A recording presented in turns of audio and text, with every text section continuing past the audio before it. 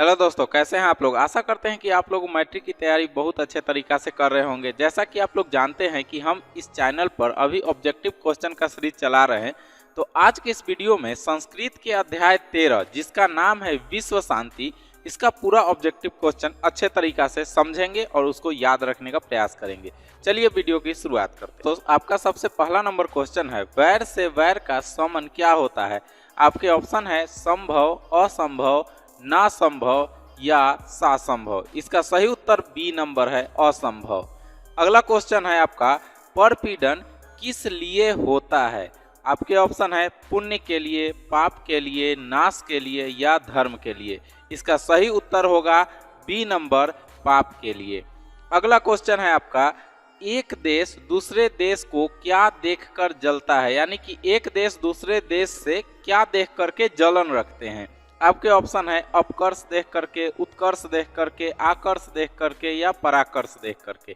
तो आपका B number option सही है, उत्कर्ष को देख करके। चलिए दोस्तों, अब चौथा नंबर क्वेश्चन को देखते हैं। वस्तुतः इस संसार में किस महासागर के कुल मध्य स्थित दिख रहा है। आपके ऑप्शन है प्रशांत महासागर, हिंद महासागर, अशांत महासागर या अटलांटिक महासागर। इसका सही उत्तर होगा सी नंबर, अशांति महासागर।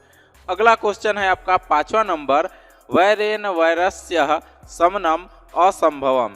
यह किसकी उक्ति है, यानी कि यह किसके द्वारा इसकी रचना की गई है। महात्मा बुद्ध के द्वारा, भगवान महावीर के द्वारा, चंद्रगुप्त के द्वारा या कर्ण के द्वारा।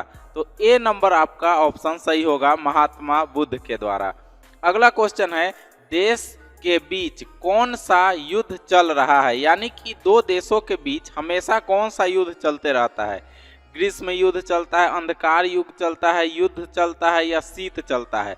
तो डी नंबर ऑप्शन सही होगा, शीत युद्ध चल रहा है। शीत युद्ध का मतलब होता है कि हथियार से लड़ाई नहीं करना, एक विचारधारा की लड़ाई हर समय एक दूसरे से होते रहती है। इस तरह के युद्ध को हम लोग शीत युद्ध कहते हैं। अब सातवें नंबर क्वेश्चन को देखते हैं, शत्रु राज्यों में क्या बढ़ रहा है। ऑप्शन है आपका कलह, ज्ञान, सत्य या कोलाहल। तो इसका सही उत्तर है कलह।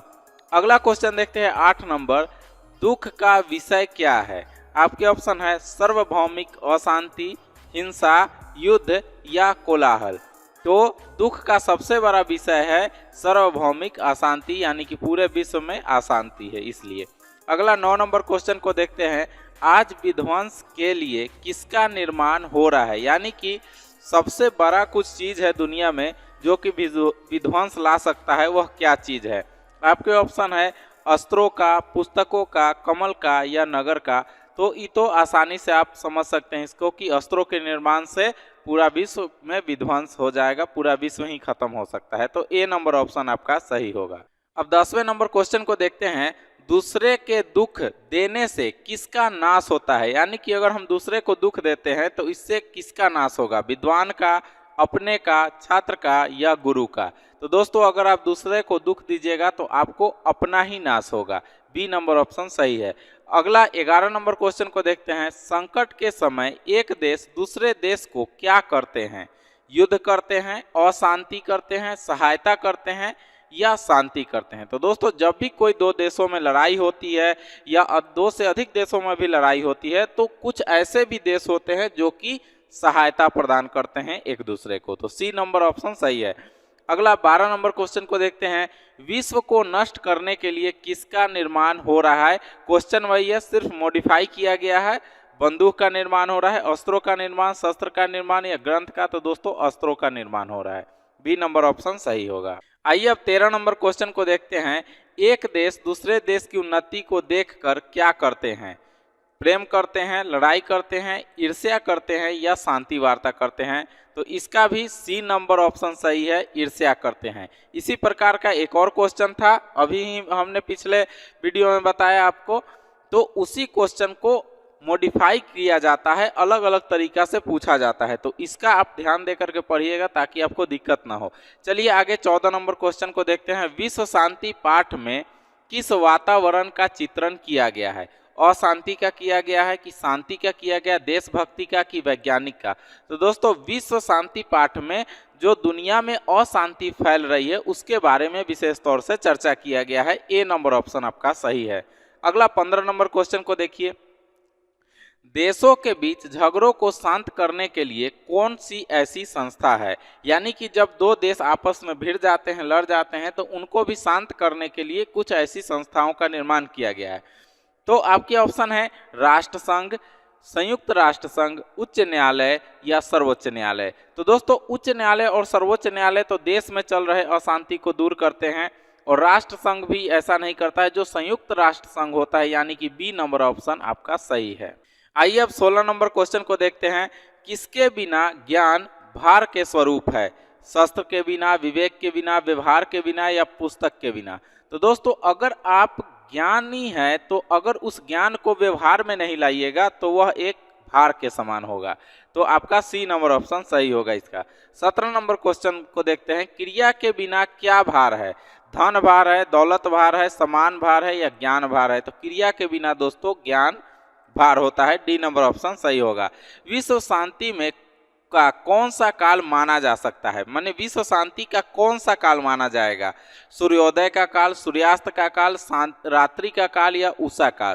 तो दोस्तों सूर्योदय का काल, विश्व शांति के काल को हम लोग सूर्योदय का काल भी कह सकते हैं। अगला क्वेश्चन देखते हैं, 19 नंबर क्वेश्चन है, क्या बलपूर्वक निवारणीय है। मतलब कि किसको हम बलपूर्वक निवारण कर सकते हैं। धर्म उपदेश को, कर्म उपदेश को, अर्थोपदेश को या स्वार्थोपदेश को। तो दोस्तों स्वार्थोपदेश को हम बलपूर्वक निवारण कर सकते हैं। यानी कि अगर आप स्वार्थी हैं या कोई स्वार्थी है तो उसको बलपूर्वक दबाया जा सकता है, उसको दूर किया जा सकता है। अगला 20वां नंबर क्वेश्चन को देखते हैं, अशांति के कितने कारण बताए गए हैं। एक कारण, दो कारण, तीन कारण या चार कारण। तो बी नंबर ऑप्शन सही है, अशांति के 2 कारण इस पाठ के आधार पर बताया गया है। अगला 21 नंबर क्वेश्चन को देखते हैं, भारतीय दर्शन का मूल तत्व किसे माना जाता है। शांति को, अशांति को, बैर को या अबैर को। तो ए नंबर ऑप्शन आपका सही होगा, शांति को भारतीय दर्शन का मूल तत्व माना जाता है। यानी कि अब भारत में आइएगा, भारत को स्टडी करने, तो अंत में निचोड़ यही निकलेगा किस प्रकार से आपको शांति मिल सके। तो ये था आपका 21 नंबर क्वेश्चन। 22वां नंबर क्वेश्चन को देखते हैं, अशांति सागर के तटों के बीच कौन स्थित है। मानव स्थित है कि दानव स्थित है कि जीव स्थित है कि संसार स्थित है।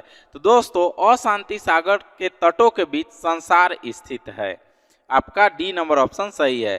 अगला 23वां नंबर क्वेश्चन देखते हैं, उदार चरित्र वाले क्या मानते हैं। आपके ऑप्शन है अयं निजः, परोवेति, वसुदेव कुटुंबकम या स्वार्थेव स्वर्णम। तो आपका जो सी नंबर ऑप्शन है वसुदेव कुटुंबकम, ये ऑप्शन इसका सही होगा। अगर आप उदार चरित्र वाले हैं तो वसुदेव कुटुंबकम की भांति अपने भावना, अपने व्यवहार को आप रखिएगा। तो दोस्तों इस प्रकार से आपका जो यह 13वां पाठ था वह यहीं पर समाप्त होता है। अगर आपको कोई भी चीज़ इसमें नहीं समझ में आया होगा तो आप हमें कमेंट में पूछ सकते हैं। दोस्तों मिलते हैं फिर से एक नेक्स्ट वीडियो में आपके लिए नया टॉपिक को लेकर के। तब तक के लिए आप अपने अभिषेक सर को दीजिए इजाज़त।